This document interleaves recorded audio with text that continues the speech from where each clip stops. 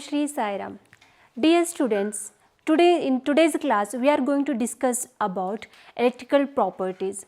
So in this class, how these solids will conduct electricity and how it behaves insulator and how it behaves semiconductors in detail we will study in this class. So before going to the point, so what is meant by electrical property? We know these solids are very difficult to conduct the electricity, but when it comes to the solution, in solution means when you put solids into the water, it will give the solution. So in solution part, it will give the electricity. In solid state, it is very difficult to conduct the electricity, but when the free electrons are present, then it will conduct the electricity. So here in detail we will study about how the solids will conduct the electricity here. So electrical properties. Solids exhibit an amazing range of electrical conductivities extending over 27 orders of magnitude, ranging from 10 to 20 to 107 ohm per meter.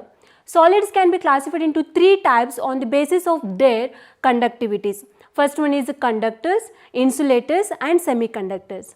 So here conductors means the solids with conductivities ranging between 104 to 107 per ohm per meter are called conductors. Metals have conductivities in the order of 107 per ohm per meter and they are good conductors. And as we know, conductors means the compounds which will conduct the electricity, means electrons are easily flow in the solids. And next one is what is mean by insulators. Insulators means it is opposite to the conductor, means electrons will not be freely moving in the solid compound. So these are the solids with very low conductivities ranging between 10 to 20 to 10 to 10 per ohms per meter. Next one is semiconductor. Semiconductor means which lies between the conductors and insulators. Okay, and these are the solids with conductivities in the intermediate range from 10 to 6 to 104 per ohm per meter here. So we will study one by one in detail. The conductance of electricity in metals. We know metals will conduct the electricity due to the free electrons which are present in the metals. A conductor may conduct electricity through movement of electrons or ions which are present in the solids. Metallic conductors belongs to the former category and electrolytes to the latter. Metals conduct electricity in solid as well as in molten state. Molten state means it is a semi-solid. So it means metals will conduct the electricity even in solid state or molten state. The conductivity of metals depend upon the number of valence electrons available per atom. Means to conduct the electricity, the metal should have the valence electrons into the metal here. And the atomic orbital of metal atoms form a molecular orbital which is so close in energy to each other as to form a band. As we know, as we studied in first PUC, when we combine the atomic orbital, it will give the molecular orbital. It is very close to the energy and it is also called as a band. Here we are going to study about the what is band here. So conduction of electricity in insulator. So before going to the insulator, how the solids will conduct the electricity. So consider here the blue color, it is a filled band, means valence band, and this one, the empty one, that is a empty band you can call, it is a conduction band you can call. So here the empty filled band and empty band overlapping with each other, means you can call it valence band, or this one is a conduction band.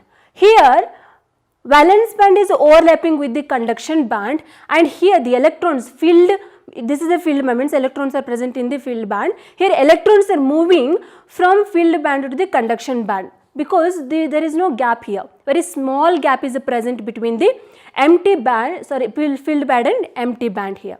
So here the conductivity will be more when the valence band is overlapping with the conduction band or filled band is overlapping with the empty band, the electrons are very easy to move from filled band to the empty band. So that's why it will conduct the electricity more when gap is very small between the filled band and empty band. So this is the conductivity in the metal.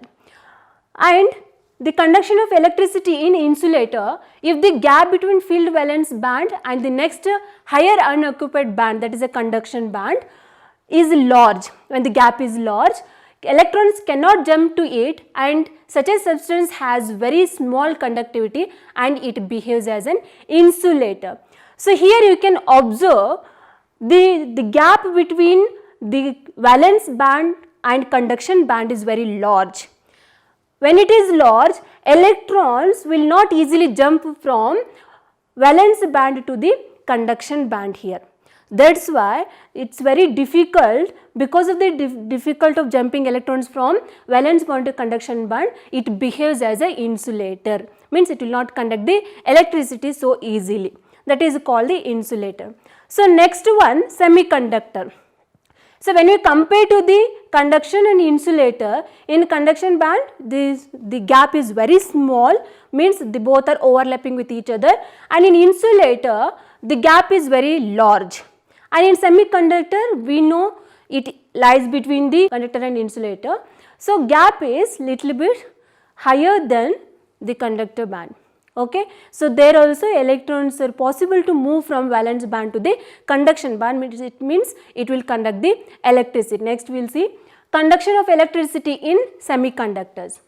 In case of semiconductors, the gap between the valence band and conduction band is small compared to the insulator and conductor.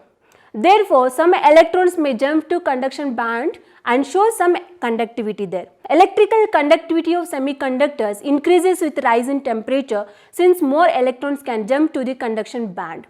Here if we increase the temperature, so the electrons can easily jump from the valence band to the conduction band. So when we increase the temperature, and even conductivity also increase in the semiconductor here. Substances like silicon and germanium shows this type of behavior and called intrinsic semiconductors. So the conductivity of these intrinsic semiconductors is too low to be practical use here. Their conductivity is increased by adding an appropriate amount of suitable impurity. This process is called the doping. Suppose if we add impurity, then even we can increase the conductivity in the semiconductors. So that process is itself called the doping. So now we will study about what is doping and how we have to add the impurity to increase the conductivity. So doping can be done with the impurity which is electron rich or electron deficient as compared to the intrinsic semiconductor, that is silicon or germanium. Such impurities introduce electron defect in them. So now we have to remember silicon and germanium, both are the impurity. So in this one we have categorized two types, one is electron rich impurities and another is electron deficient impurities. The first one is electron rich impurities. Silicon and germanium belongs to group 14 of the periodic table and have 4 valence electrons in each. So if you go through the periodic table, both the elements which are present in the 14th group and they have the 4 valence electrons in it. In their crystals, each atom forms 4 covalent bonds with its neighbors. So if we add into the another metals, they will form a covalent bond with the neighboring atoms. When doped with a group 15, elements like phosphorus and arsenic, which contains 5 valence electrons, they occupy some of the lattice sites in silicon or germanium crystals. Now just imagine the silicon and germanium is having 4 valence electrons, and when we add into the phosphorus and arsenic which are having 5 valence electrons, and here phosphorus and arsenic is having 5, and the germanium silicon will form the 4 covalent bond with the neighboring atoms. So there is one electron which is empty in the arsenic or phosphorus when you take arsenic or phosphorus. So here 4 out of 5 electrons are used in the formation of 4 covalent bonds with the 4 neighboring silicon atoms here. The fifth electron is extra and becomes delocalized. Whatever the fifth electron which is present in the arsenic, that is delocalized, means mobile. These delocalized electrons increase the conductivity of doped silicon, or if you take germanium. Here the increase in conductivity is due to the negatively charged electron, hence silicon doped with electron rich impurities is called N-type semiconductor. Here we are adding silicon or germanium which belongs to 14th group, they have a 4 valence electrons in it. So when we add into electron rich species, means those are phosphorus or arsenic. So when we add into that, the one electron which is empty, which is extra in the phosphorus, that is delocalized electrons. Here the conductivity will increase due to that one delocalized electron. Here you can see this is a silicon atom, perfect crystal, okay, and there when we add arsenic, means which are having 5 valence electron, there I showed one electron is empty, that is a mobile electron, means that electron is responsible to conduct the electricity. So this is overall it is called the N type of semiconductor. Okay, remember N type of semiconductor means when we add silicon or germanium into the arsenic or phosphorus, one electron will be extra here.